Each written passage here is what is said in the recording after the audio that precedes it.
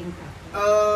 Di, basta may description na kami palagi ng guest na ideal sana ganito, tapos meron kaming pegs na kung sino man yung mag-fit, edi good. Pag walang nag-fit, sige na, pwede na yan. Kesa naman wala tayong mai-guest. Nangyayari kasi yun, nagkakaubusan. Especially if you're looking for someone specific. Pero wala kayo nung parang, how do I word it? Dictated by the station na tipong, i-guess nyo si ganito kasi may promo. May mga, i-adjust nyo yung script for them. Pwede ko ba sagutin yun? Send me? Ulo!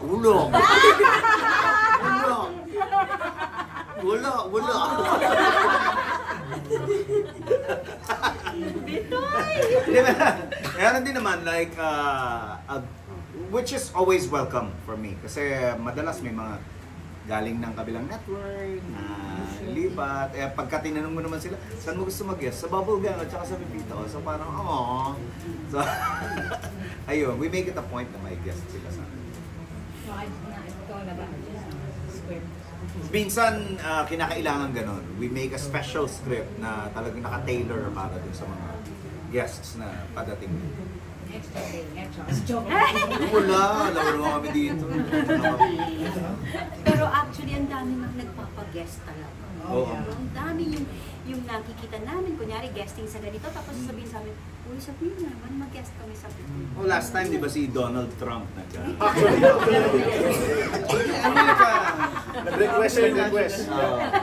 Via email.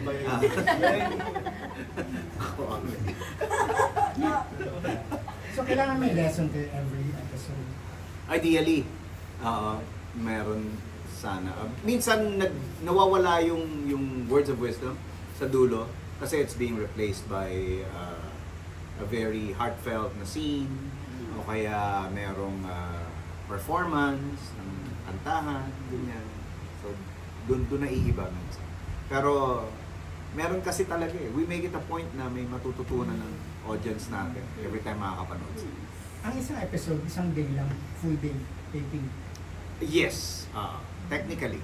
Pagka binilang mo yung number of hours ng work. Napasok sa anniversary. Well, oo yata. Hindi, pasok! Pasok yun. Ano dyan? Pasok na. Oo. Ano lang ako dahil. Sobrang baho yun. Nung binuo nyo to 15 years ago, si Manny na talaga yung talagang top of mind na gaganap na health. Kasama siya sa top 3. Kasi tatlo yung pinagpipilian. Kung sino yung pinaka mag-work, edi sila na yung kukunin. Ano yung audition? In a way, Look test? parang ganun lang. Oo. O kaya feel test. Parang, hindi naman siya nag-audition talaga. Siya na yun, di ba? Oo. Parang nung nag-deliberation na lang. So, Ako pinasayaw niyo nun. oo, dito, sumayaw. Kami on the spot audition. On the spot. Ganun ba? On the spot audition. Yung first taping natin. Na may Audition na yun. Na hinahire ko kami. Talaga. Yun yung feeling ko na Di. parang audition na ata ito. Nakakatakot. Yun ang sinabi sa akin. Nung nasa dining tayo. Ako, naniwala ka naman. Naniwala ako. Kasi nga, di ba? Tapos how many episodes into the whole thing, yung naramdaman na nag-work yung chemistry niya? Umpisa pa lang eh. Parang umpisa pa lang. Huli mo na. Tsaka yun nga, parang tinadhana talaga. Kasi si Aljon, Manaloto yung totoong apelido. Hindi nyo alam yun! Tunay na Alam niyo. Kaya nung nagtawag nga sila para mag-meet na mag-usap na for the show, nung sinabi ni Bitoy na, yung title ng show natin, Pepito Manaloto. Sabi ko, totoo ba? Sabi niya, oo. Sabi ko, hindi kasi si Aljon Manaloto, si Manilyn Manaloto. Totoo nga? O di ikaw nga si Elsa Manaloto. Nung na-guess nga namin si Smokey, hindi, totoo to. Si Smokey kasi may crush kay Manilyn noon.